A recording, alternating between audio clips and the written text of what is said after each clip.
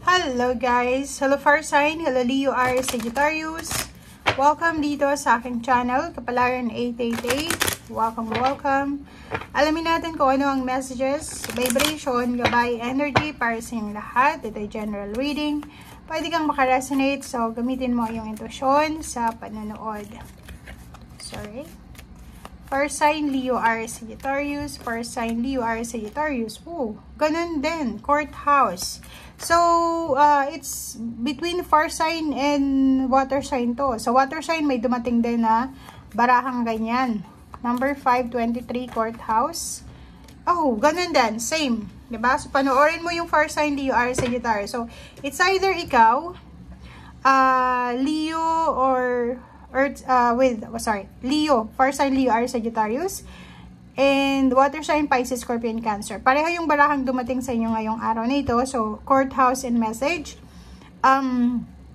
Pwedeng may dumating sa inyo na good news galing sa isang trabaho, kontrata, government, or kano pa man. So, posibleng imitasyon sa kasal, pwedeng confirmation sa trabaho na ina-applyan mo. So, if ever nag-a-apply ka, posibleng sa araw na ito is makatanggap ka ng confirmation, like contract signing, or pwedeng, ang araw na ito is maraming magandang balita, good news na pwedeng dumating sa'yo sa usaping papeles, dokumento, invitation, visa, travel, relocation, work, or pwede din na relationship, pwede din na offer ng kasal or offer ng partnership. Okay. Oops. Fire sign, Leo, Aries, Sagittarius. Grabe. Coincidence. Pareho yung barahan nyo ng water sign.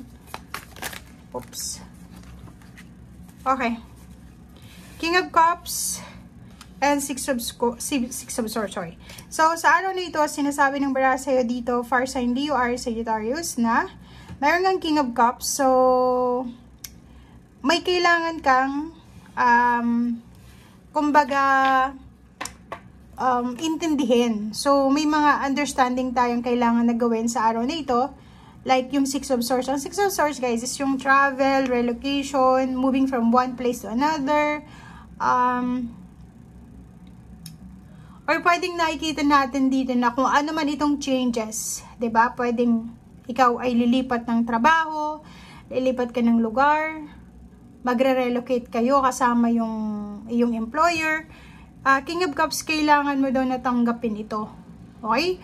Or pwedeng, kasi ngayon is, anong date pa lang? 22. Malayo pa yung Christmas. 2 days pa, 'di ba? 3 days. So, sinasabi ng barahan na posibleng masaya ka, kalmado ka sa araw na ito. Pwedeng sobrang saya mo kasi magta-travel ka kasama ang iyong pamilya. Or posibleng masaya ka kasi uuwi ka sa iyong pamilya. Parang ganun. Four of Cups. And then, meron kang Knight of Swords. So, nakikita natin dito na may hinihintay kayo.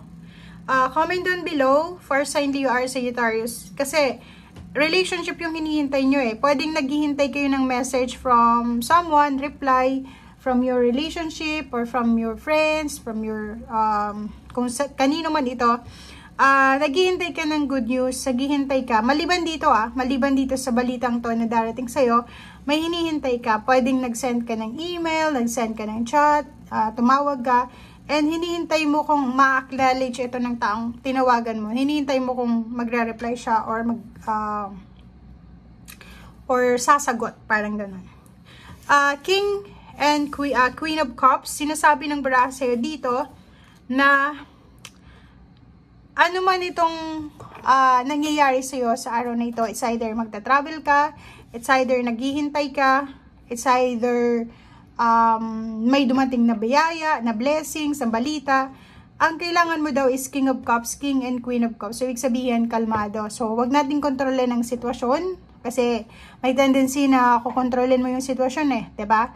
So, wala kang control sa ngayon, okay? Especially today, wala kang control sa situation. Ano man ang dumating sa ngayon, hayaan mo na lang kasi wala kang control sa ngayon. Okay, Three of Swords. Ang iba sa inyo dito is medyo disappointed. Medyo malungkot sila kasi yun na nga, may hinihintay sila. Pwedeng nag-chat sila sa kanilang kaibigan, nagtatanong, pero walang reply. Parang ganun. So, medyo disappointed yung iba. Okay, 6 of Pentacles. Oh, yun na nga.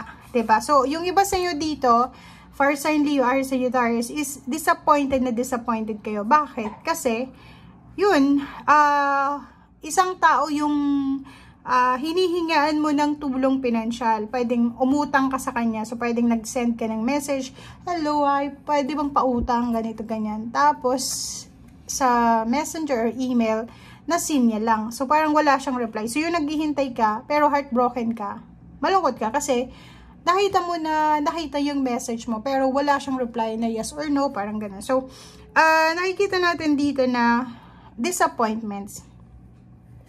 Makakaramdam ng disappointments yung iba. Iba lang nga, hindi naman lahat makaka-resonate. Leo, Aries, Sagittarius, medyo disappointed kasi may expectation kayo, lalo na sa balancing pera. Like, today, mismo sa araw na ito, nag-expect ka na, today ay makakatanggap ako ng malaking sweldo, today ay makakatanggap ako ng ganito, ganyan. Pero, hindi siya nangyari. Parang gano'n. So, disappointed ka. Okay, King of Wands. King of Wands, nakikita natin dito na yung iba sa inyo dyan, fire sign Leo, Aries, Sagittarius, busy sa trabaho sa ngayon. Busy kayo sa ginagawa or focus kayo sa mas importanteng bagay na pwedeng pagkakitaan. So, kung makikita mo itong King of Wands, may iwasan yung sobrang workaholic. Sobrang nagtatrabaho sila umaga, gabi, or gumigising sila ng sobrang aga para matapos nila yung trabaho sa maghapon. Para sa gabi, free na sila. So, nakikita mo tong King of Wands, sobrang workaholic, focus sa ginagawa. Kasi siguro may plano sila, magta-travel sila, di ba? Uuwi sila, magbabakasyon. So, kailangan nilang tapusin kung ano itong trabahong ginagawa nila sa ngayon.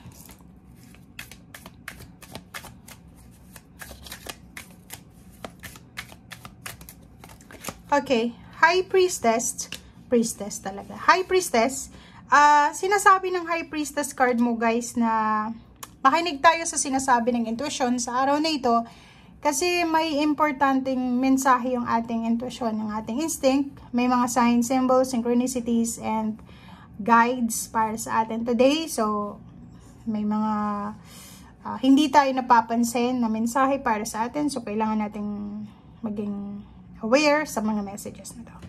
Okay, so thank you for watching. Ito ay para sa lahat ng fire sign Leo, Aries, Sagittarius. Bye guys!